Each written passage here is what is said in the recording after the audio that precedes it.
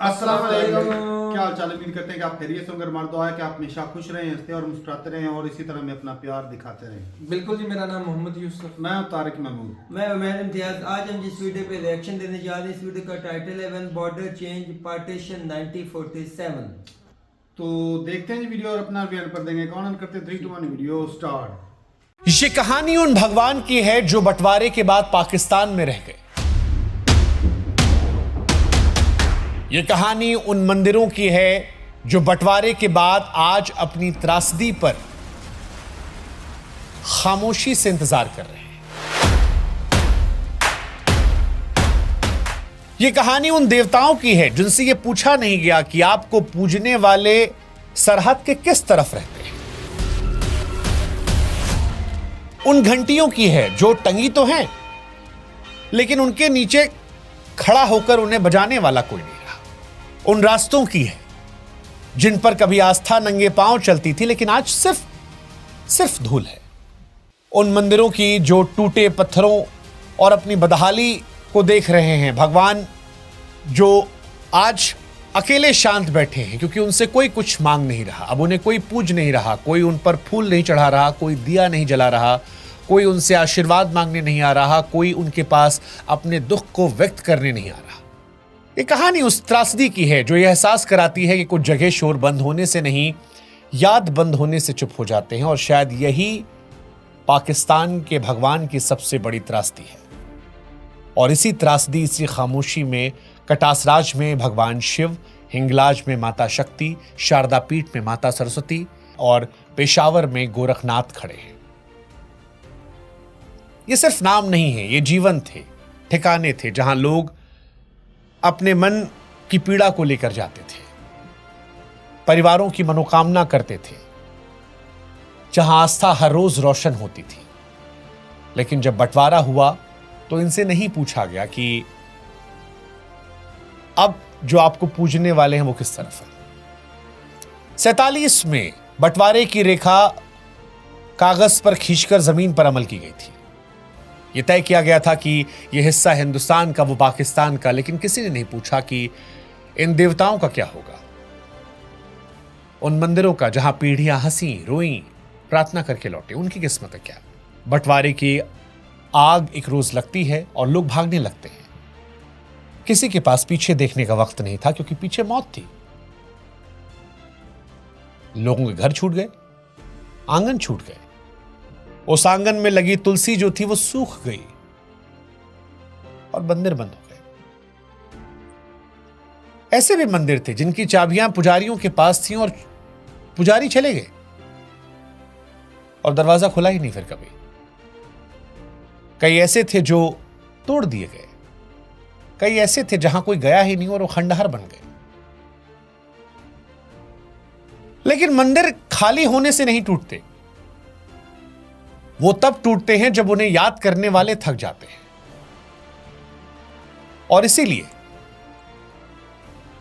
आजादी की उस रात जब दंगे हुए तो सिर्फ इंसान नहीं टूटे थे, उस रात आस्था भी टूट गई थी क्योंकि भक्त चले गए थे, भगवान वहीं रह गए थे। इतिहास कई बार उस रात को गिनतियों में बताता है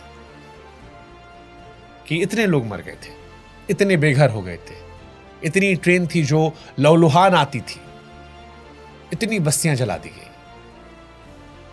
लेकिन इतिहास यह नहीं बताता कि उस रात कितनी जगह हमेशा के लिए चुप हो गई थी। कितने ऐसे आंगन थे जहां फिर दिया नहीं जला, कितने ऐसे मंदिर थे जिनकी दीवारें खड़ी रहीं लेकिन आवाज चली गई।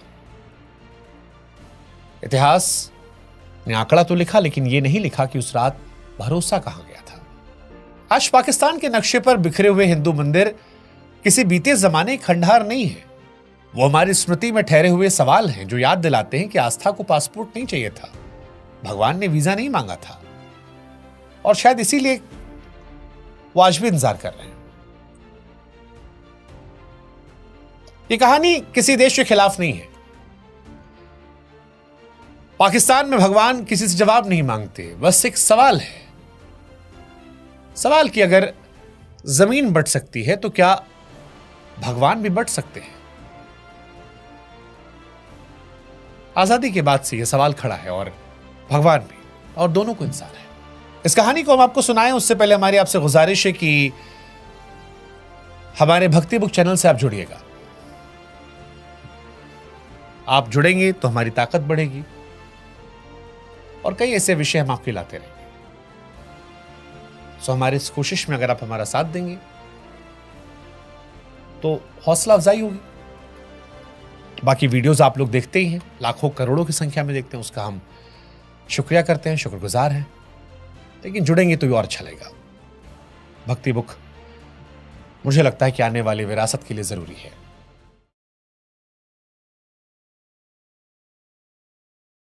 अब शुरू से शुरू करते हैं। कटास राज का कुंड ठहराव का प्रतीक था। आप में से बहुत सारे लोग जानते ही नहीं होंगे।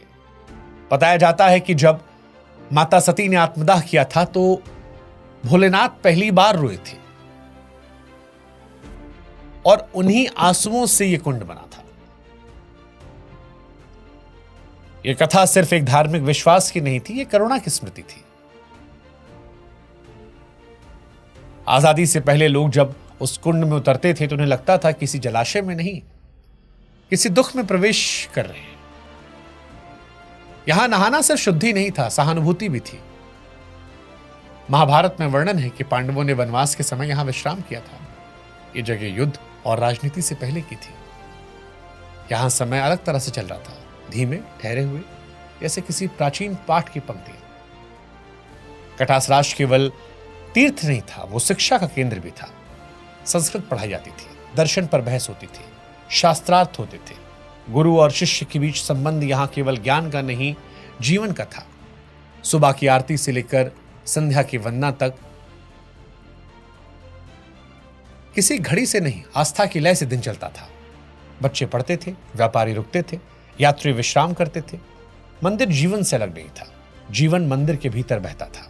फिर वो रात आई और उसके बाद की सुबह लोग चले गए। कोई जल्दी में गया, कोई डर में गया, कोई इस उम्मीद में गया कि कुछ दिन बाद लौट आएंगे। बहुतों ने मंदिर के ताले लगाए, बहुतों ने नहीं लगाए। उन्हें लगा कि भगवान तो यही है, कोई क्या बिगाड़ लेगा। लेकिन जब लौटने का समय आया तो लौटना आसान नहीं रहा। सरहदें खड़ी हो गई, कागज आ गए, पहचान बदल गई।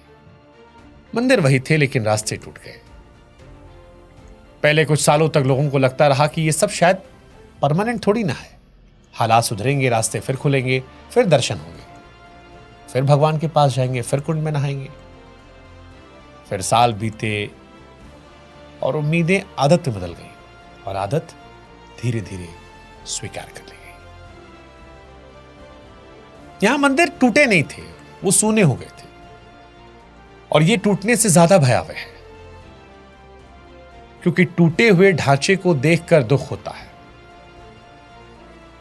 लेकिन खाली ढांचे को देखकर सवाल उठता है कि यहां कौन आता था, यहां कौन बैठता था, यहां किसने आखिरी बार घंटी बजाई थी।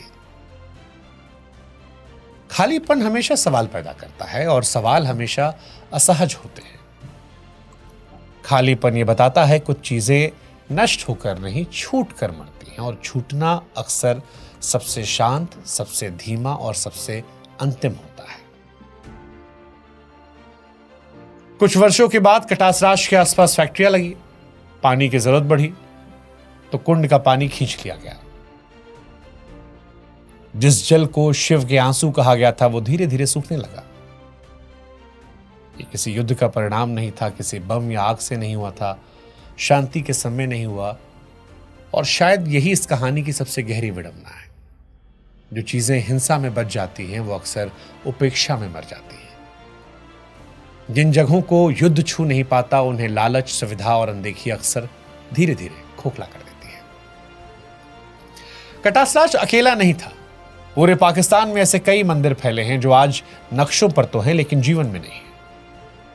वे पुरातत्व विभाग की सूची में दर्ज हैं लेकिन लोगों की दिनचर्या में शामिल नहीं है।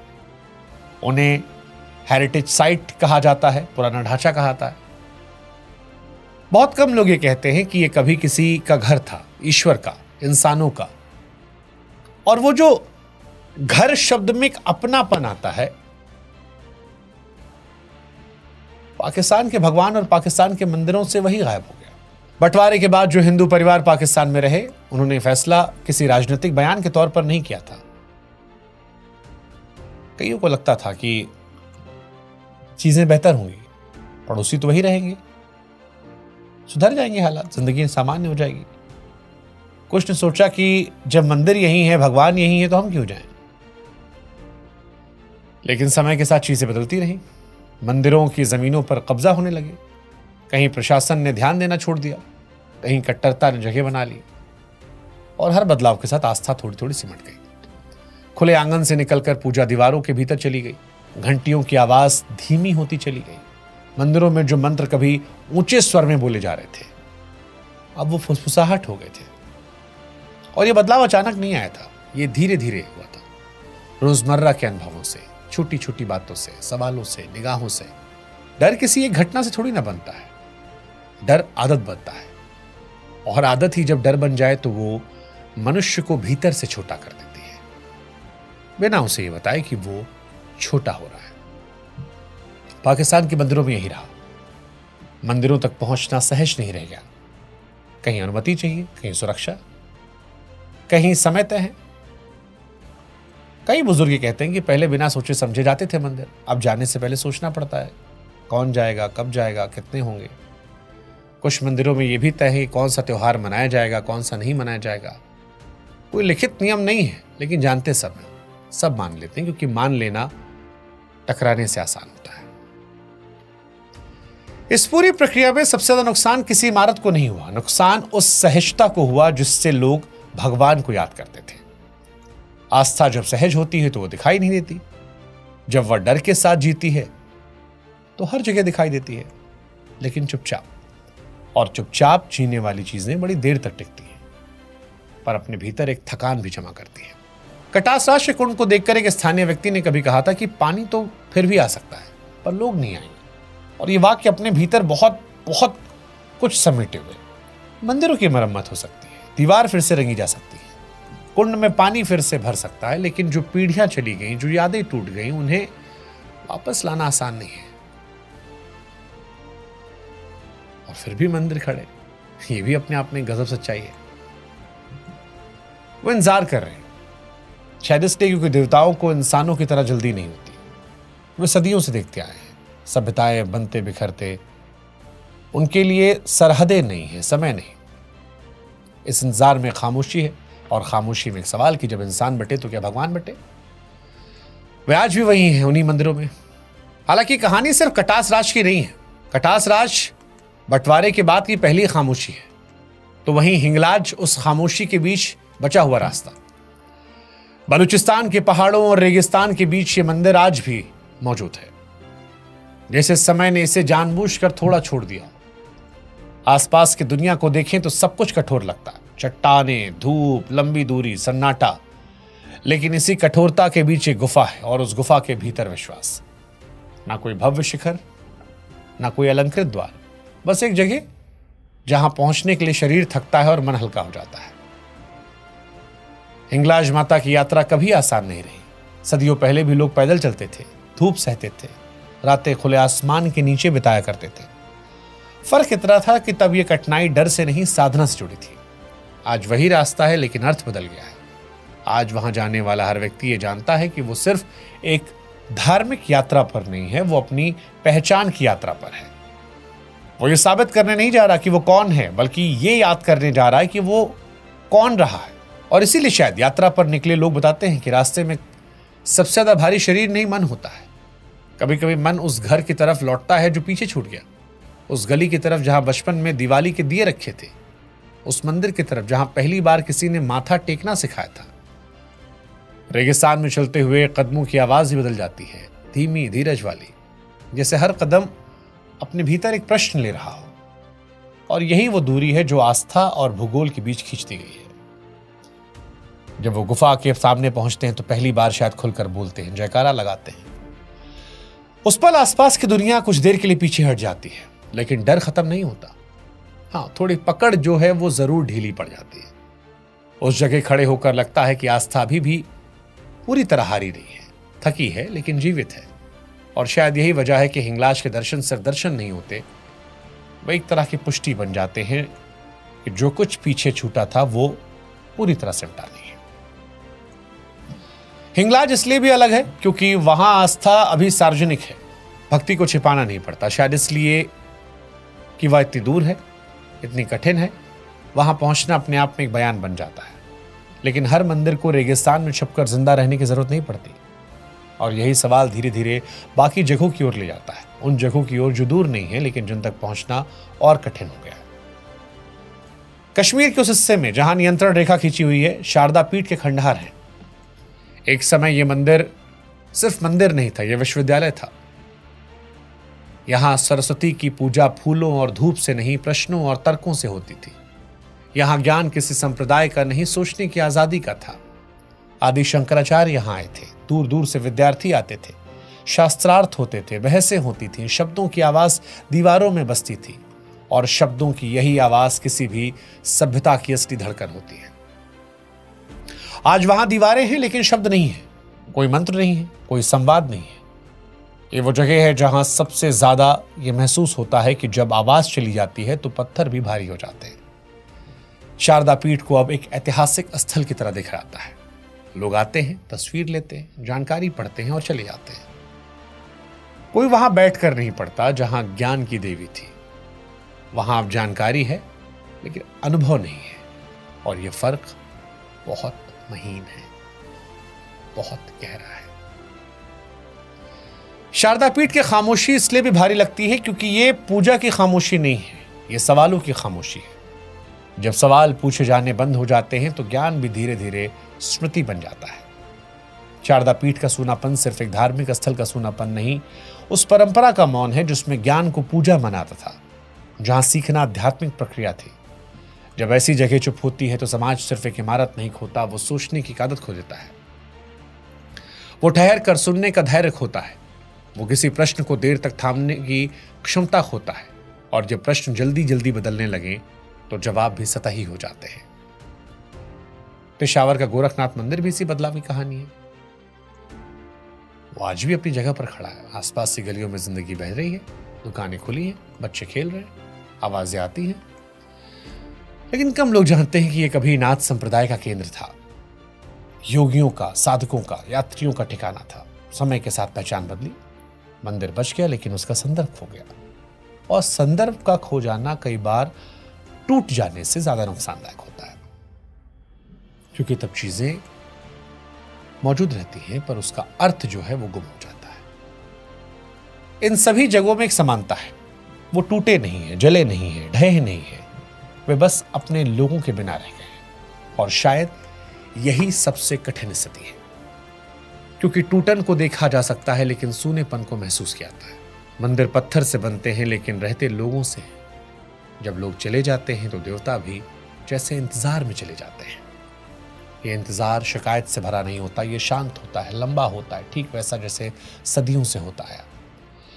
इन मंदिरों को देखने आने वाले कुछ मुसलमान भी हैं जो सिर्फ ऐतिहासिक धरोहर मानते हैं। शब अख्तर भी गए थे। वो कहते हैं कि हमारी जमीन का इतिहास है, और ये सच भी है। लेकिन इतिहास और जीवन के बीच की जो दूरी है वही इस कहानी की सबसे बड़ी पीड़ा है, क्योंकि मंदिर तब तक जीवित रहता है जब तक किसी की रोजमर्रा की जिंदगी का हिस्सा हो। जब वो सिर्फ देखने की चीज बन जाए तो वो एक म्यूजियम बन जाता है। और इसीलिए शायद ये जगह हमें असहज करती है। ये हमें याद दिलाती है कि आस्था अगर जीवन से कट जाए तो वो सिर्फ स्मृति बनकर रह जाती है, सुंदर, महत्वपूर्ण, लेकिन खामोश। और शायद इसीलिए ये उन जगहों की कहानी है जहां रास्ते अभी भी हैं लेकिन आवाजें खो गई हैं, देवता अभी भी हैं लेकिन आसपास की दुनिया बदल गई है। और ये एक दिन में नहीं, बिल्कुल वैसे ही जैसे आवाज धीरे धीरे खामोश हो जाती है। आज पाकिस्तान में रहने वाले हिंदू किसी अखबार की सुर्खी नहीं बनते, ना वो किसी बहस का केंद्र है, ना राजनीतिक विमर्श का हिस्सा। उनकी जिंदगी साधारण है। सुबह काम पर जाओ, बच्चों को स्कूल भेजो, शाम को घर लौटाओ, मौका लगे तो पाकिस्तान से बाहर निकल जाओ। भगवान को याद चुपचाप किया जाता है। भगवान को याद वहां अब किसी उत्सव जैसा नहीं होता, निजी क्षण होता है जिसे ज्यादा देर तक पकड़े भी नहीं रखाता, जैसे कोई डर हो कि किसी को असहज ना कर दे। कभी पूजा सार्वजनिक होती थी, मंदिर रोजमर्रा की जिंदगी थी, पर अब पूजा घरों के भीतर सिमट गई है, दीवारों के अंदर, धीमी आवाज में, कई घरों में छोटे छोटे मंदिर हैं, लकड़ी संगमरमर के नहीं बल्कि शेल्फ पर रखी हुई मूर्तियां। उनकी उम्र ज्यादातर घर के लोगों से ज्यादा है। कुछ मूर्तियां 1947 से पहले की हैं, जिन्हें लोग साथ रख रहे थे, जैसे कोई तस्वीर, आखिरी निशानी। वे मूर्तियां अब सिर्फ देवता नहीं है, वे उस घर की कहानी है जो छूट गया। अब उन घरों में त्योहार पहले जैसे नहीं है। दिवाली आती है लेकिन वो रोशनी का प्रदर्शन नहीं बनती, वो संकेत होती है कि हम अब भी हैं। होली खेली जाती है लेकिन सीमित दायरे में। कई जगहों पर लोग घर के भीतर रंग लगाते हैं क्योंकि बाहर निकलना जोखिम जैसा लगता है। ये जोखिम बड़ा नहीं होता लेकिन लगातार होता है, और लगातार रहने वाली चीजें इंसान को धीरे धीरे बदल देती है, सतर्क बनाती है। सतर्कता जब स्वभाव बन जाए तो वो खुशी भी धीमी हो जाती है। बुजुर्ग कहते हैं कि पहले बिना सोचे मंदिर जाते थे, अब सोचते हैं। हालांकि इन सब के बीच भी कुछ ऐसे लोग हैं जो मंदिरों को पूरी तरह मरने नहीं देते। ऐसे बुजुर्ग हैं जो सुबह मंदिर के बाहर झाड़ू लगा देते, भले भीतर पूजा ना हो। कई ऐसे परिवार हैं जो पीढ़ियों से मंदिर की चाबी को संभाले हुए हैं, जैसे कोई धरोहर। ये शायद कभी समय जो है वो बेहतर हो पाए। इन मंदिरों के बारे में बात करते हुए कई बार लोग ये सवाल पूछते हैं कि इनका समाधान क्या है। शायद कोई आसान समाधान नहीं है। शायद ये कहानी समाधान की है ही नहीं, ये स्वीकार की कहानी है। स्वीकार के इतिहास से जख्म दिए हैं। स्वीकार की बंटवारा सिर्फ एक राजनीतिक घटना नहीं, वो सांस्कृतिक टूटन थी। और स्वीकार के इन टूटे हुए हिस्सों को जोड़ना आसान नहीं, बस याद रखना जरूरी है। क्योंकि जब हम इन मंदिरों को भूल जाते हैं तो हम सिर्फ इमारतें नहीं भूलते, हम उन लोगों को ही भूलते हैं जिन्होंने वहां शादी की मन्नत मांगी, जिनके बच्चे वहां पहला कदम रखकर चले, जिन्होंने वहां रोककर सहारा पाया, जिनकी माएँ अपने बच्चों को आशीर्वाद दिलाने लगी। हम उन साजिश स्मृतियों को भूलते हैं जिसमें यह जमीन सिर्फ किसी एक की नहीं थी। इसीलिए शायद पाकिस्तान के हिंदू मंदिर हमें असहज करते हैं और याद दिलाते हैं कि इतिहास उतना सरल नहीं जितना हम उससे बनाना चाहते हैं। वे हमें याद दिलाते हैं भगवान किसी एक तरफ नहीं होते, वह वहीं होते हैं जहां उन्हें माना जाता है, और कभी कभी वहां भी जहां उन्हें भुला दिया जाता है। आज अगर इन मंदिरों में कोई जाकर सर झुकाता है तो वो सिर्फ पूजा नहीं करता, वो उन सब के लिए झुकता है जो वहां कभी आते थे और अब नहीं आ सकते। वो उन रास्तों को याद करता है जो अब नक्शों में है लेकिन जिंदगी में नहीं है। क्योंकि कुछ कहानियां खत्म नहीं होती हैं। इन मंदिरों की कहानी किसी के खिलाफ नहीं है, बस एक भरोसे की कहानी है जो कभी इस जमीन और लोगों के बीच में था, और जब भरोसा टूटता है तो वो खामोश हो जाता है। और शायद यही पाकिस्तान में भगवान का सबसे बड़ा सच है। वो कुछ हमसे मांग नहीं रहे, कोई फैसला नहीं सुना रहे, बस याद दिला रहे हैं कि वो इंतजार कर रहे हैं। इन मंदिरों में आज ही भगवान है, और ये मानना कठिन नहीं है। कठिन ये है मानना कि मिलने का रास्ता हमने क्यों खो दिया, हम क्यों भूल गए। लेकिन जो चीजें भुलाने की कोशिश की जाती है कई बार वो देर तक चलती है, बिना शोर बिना दावा, एक लंबी गहरी खामोशी के लिए। और अगर कोई इस खामोशी को सुन ले तो शायद कभी जूते उतार कर, सिर झुकाकर यहां पहुंच जाएगा। और जब पहुंचेगा तो सिर्फ इतिहास नहीं, स्मृति होगी। और स्मृति जब लौटती है तो किसी सरहद से नहीं पूछती। लेकिन ये सवाल तो हम पूछेंगे कि क्या सरहदों का बंटवारा भगवान का बंटवारा कर देता है? यही खामोशी इस कहानी का सार है। यही खामोशी वो भगवान के पास है जो पाकिस्तान में रह गए, वो मंदिर जो पाकिस्तान में रह गए। कम से कम अपने इतिहास को हम पढ़ लिख जान तो सकते हैं। कम से कम इतना तो हम अपने उन भगवान के लिए कर सकते हैं जो उस पार पाकिस्तान में रह गए।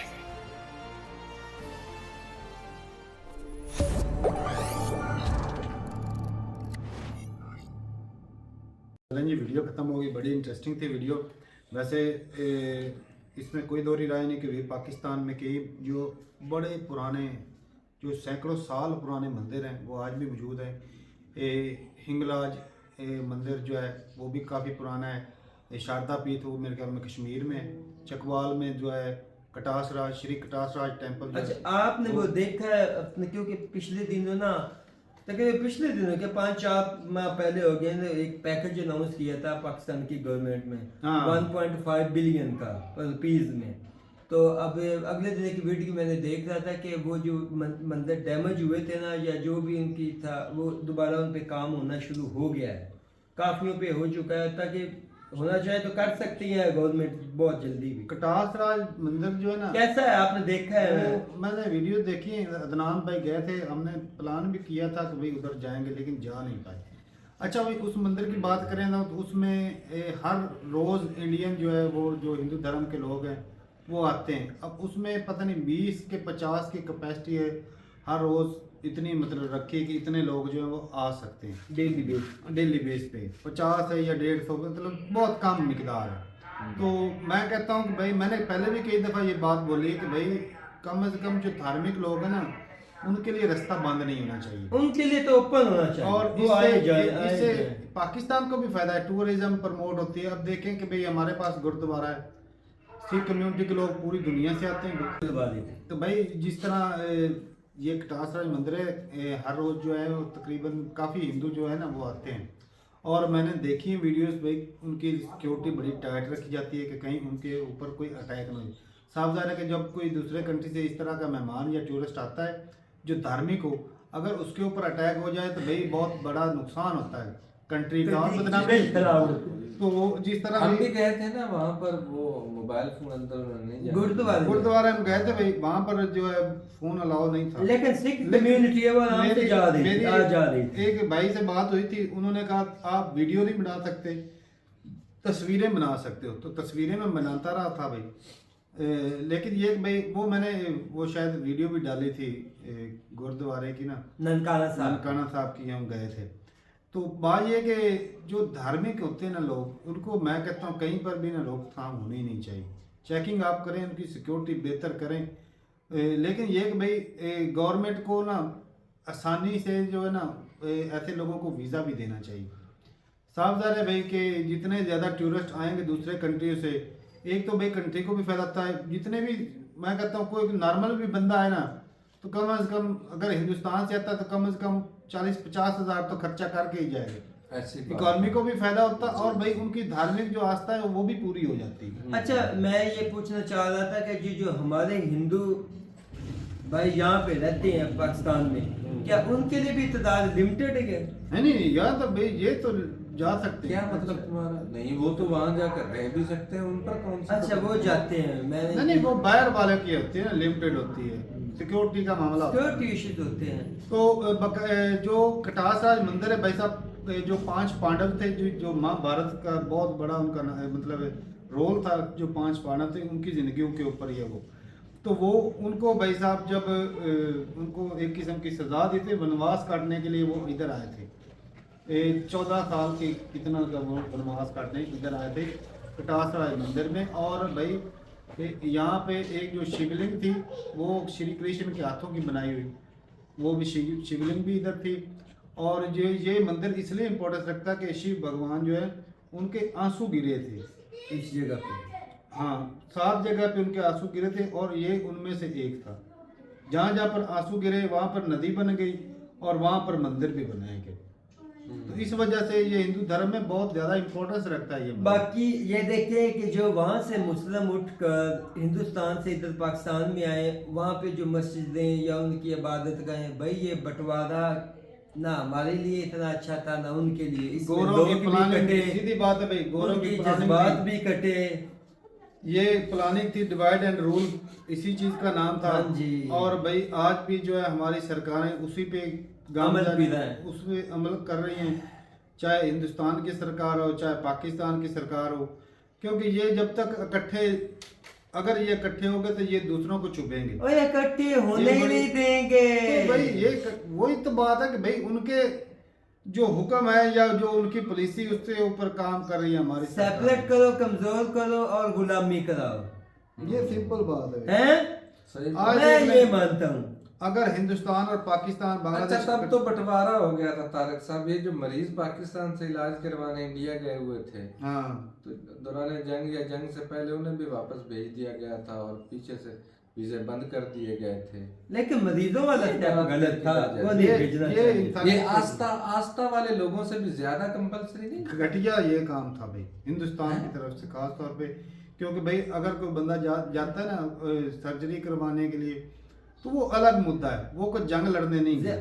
लीवर इशू के वाले बंदे जो भी है उनको खुद की जिंदगी की जंग लड़ रहा होता है, उनको भेज देना ये गलत चीज था। ये हिंदुस्तान का ना सबसे मैं कहता ना बुज़दिल स्टेप था, बुज़दिल और घटिया तरीन स्टेप था।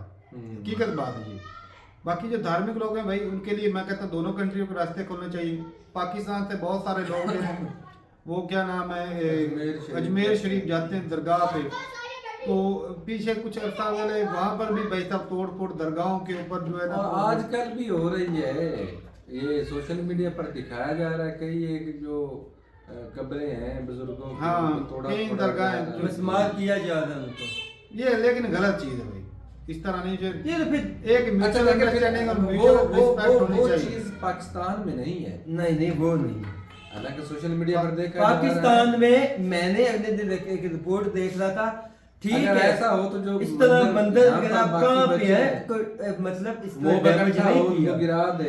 एक एक बंदा इसकी भी बात हो लेने दे, तू कर ले, इसकी भी बात चल रही है, तुम्हारी भी चल रही है, बीच में किसी चलो की बोलो धमकी बोलो आ- मैं नहीं मतलब इस तरह जैसे वो कर रहे हैं, इस तरह यहाँ पे मंदिर वगैरह या गुर्द वगैरह को बकायदा प्लानिंग से तोड़ा या गिराया नहीं गया। कभी कभी मोह इकट्ठा हो जाता है। वो जब क्रिश्चियन के साथ मामला छिड़ा था भाई, तो वो भी एक साजिश थी, तो जिसकी वजह से लोग इकट्ठे हो गए, वो एक क्रिश्चियन कम्युनिटी के कब्रिस्तान पे भी अटैक किए गए, उसकी दीवारें गिराई गई। गलत था वो, इस तरह नहीं करना चाहिए। जो मजहबी होती है ना चीज़ें, चाहे चर्च हो, कब्रिस्तान हो, दरगाह हो या मंदिर हो, मस्जिद हो, उनको डैमेज नहीं करना चाहिए। वो सब के ये- लिए काबिल एहतराम। क्योंकि भाई ये अगर आपकी किसी एक लोकल या किसी पर्सनल के साथ आपकी दुश्मनी है जाती, तो सही। आप उसके ऊपर निकाल। जब आप एक मंदिर तोड़ते हैं या मस्जिद तोड़ते हैं, तो आप पूरे मजहब की जो है वो या तौहीन धर्म करते की हैं, तौहीन कर तौहीन देते करते हैं। हैं, ऐसे ही। तो ये डिसरिस्पेक्ट जो है ना, मैं कहता हूं किसी भी धर्म के साथ जो है ना होनी नहीं चाहिए, चाहे वो मंदिर हो, मस्जिद हो, ये तो सबका साझा है। हाँ। म्यूचुअल रिस्पेक्ट है भाई, बिल्कुल। ये होनी चाहिए, दोनों तरफ से होनी चाहिए, ऐसे ही, सबके लिए। ऐसे। तो खास तौर पे जो धार्मिक, मैं कहता हूँ पाकिस्तान और इंडिया को ना, सरकारों को चाहिए कि इस तरह का जो अपना सेटअप लगाएं कि भाई कम से कम जो है अपने जो है लोग जो है थोड़ी शर्तों पे आसानी से उनको ना वीज़ा मिल जाए, और इनकी जो है ना फीस भी ज़्यादा नहीं रखनी चाहिए, कि वो आएँ और भाई साहब इधर आसानी से अपनी जो है जो भी इबादत है, जो जो मनते हैं वो उतारें और चले जाएं। सिंपल बात है। तो भाई ने बड़ी अच्छी बात की कि भाई दुख तो होता है कि भाई जब एक मंदिर है और कोई उधर पूजा नहीं हो रही, एक मस्जिद है जहाँ पर अजान नहीं हो रही। मैं एक वीडियो देखी थी हिंदुस्तान में, काफ़ी अर्सा पहले देखी थी। एक गांव था, हिंदुओं का गांव था, सारे के सारे हिंदू थे। वहाँ पे जनाब जो हिंदू कम्युनिटी के लोग थे, वो मस्जिद में कि एक छोटी सी मस्जिद थी, वो क्या करते थे, हर रोज़ उसकी सफाई करनी, उसको उन्होंने पेंट करना, मतलब देखभाल करनी, और अजान जो देते थे वो उन्होंने टेप लगा के, वो उधर टेप लगा के अजान देते थे हर अच्छी रोज़। बात। मैं बहुत कहता हूँ जो मजा आया, उन्होंने खुशी चीज़ हुई। दिखाई ना, यकीन माने खुशी हुई। रिस्पेक्ट होती है ऐसी चीज़ देख के। तो मैं कहता सारे मजहबों को इसी तरह करना चाहिए कि भाई एक दूसरे के धर्म की ना रिस्पेक्ट करें। तो ठीक है भाई, अपनी रात रूट आएगा कमेंट सेक्शन में, मिलते नहीं वीडियो के साथ, तब तक के लिए इजाज़त दें। अल्लाह। अल्लाह अल्लाह हाफ़िज़। हाफ़िज़।